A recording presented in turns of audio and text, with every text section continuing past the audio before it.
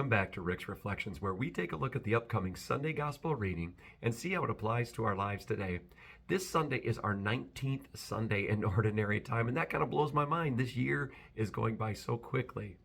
But for about the third week in a row now, we're going to see the same theme over and over. Jesus reminding his people to store their treasures in heaven and not on earth. In fact, he's going to invite people to unload their treasures here on earth and start giving away to the poor so that their treasure can be stored in heaven where nobody can rob them of it. And he's going to tell a parable, and Peter's going to listen and wonder who this parable is for.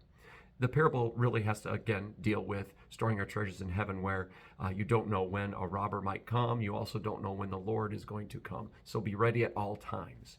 So Peter asks, is this for us, Lord, or for everyone?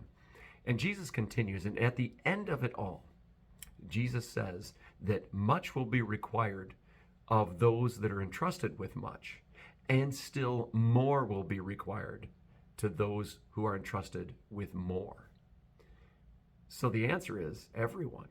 Everyone is culpable here. Everyone needs this message to resonate in their lives. We need to break that tie that binds us to just wanting to stay here and not wanting to be with the Lord in heaven. And this can be true for Christians especially. I mean, we're entrusted with what? Everything. If we have the good news, we really believe that God is God and that Jesus is the way to heaven, and we don't tell other people that, how much do we have to hate other people to not let them know this great news? Because if we really believe the alternative to going to heaven is to going to hell, we don't want that for anybody, not even our worst enemy. So we're entrusted with much. We're entrusted with the good news. Are we spreading that good news? Not just by actions. Yes, we need actions, but we also need words. We need to invite people into a relationship with Jesus.